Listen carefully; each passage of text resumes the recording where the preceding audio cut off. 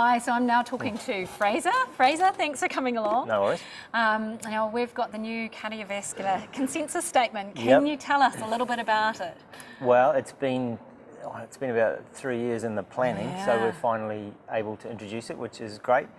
Look, it just highlights some important changes that we think primary care need to be aware of. Things to the way we're going to assess cardiovascular risk, changes to the equation in the calculator, changes to the way we're managing that risk, because there's no point assessing it unless we manage it. Yeah. So it's changes to things like targets and things like blood pressure thresholds and so on and so forth. So there's lots of little changes, lots of little, what we hope is pretty pragmatic, pretty practical advice for primary care, things like aspirin and blood pressure and lipids, hopefully it's not too daunting. It's not a 200-page guideline like in Europe or America. It's a pretty simple to read, easily, hopefully people can take away from it and make good changes to practice on the Monday so they can start utilising it. Yeah, I think it's often a bit scary having change, and I think people can be fearful of a new consensus statement coming out. Yeah, absolutely. Look, and people are always a bit wary. Yes. Okay, totally. One of the key things I think is that the way things are changing, so with changes to both the calculator and to our management, actually a lot of stuff really stays much the same. And that there's only going to be a few people where things change. So really, it's a case of the more things change, the more they stay the same. So people don't need to be too worried about it.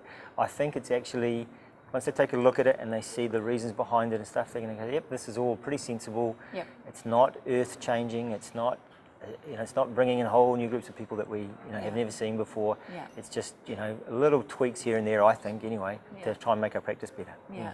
There seems to be a bit more awareness around mental illness. Yep. And I think that's important. That's we probably long overdue. I think to recognise that's a high risk group, and to start saying, well, look, we acknowledge that, and we should all be doing probably a little bit better. I think that's a really key part of it, actually. Yeah.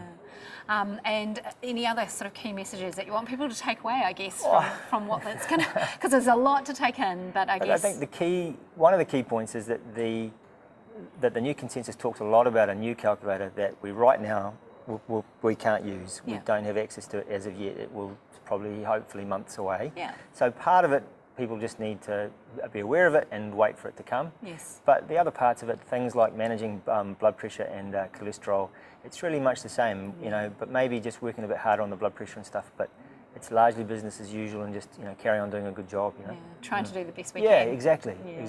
Having, one of the key things in it is the fact that management is all about having a conversation with our patients and figuring out what is the right thing for them to do. What do they want to do about their risk?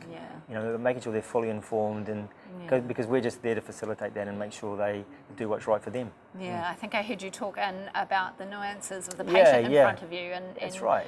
Really taking. There's still loads of art in it. It's not about telling people what they have to do. It's just about, look, this is a framework. Your patient better than the piece of paper on your desk.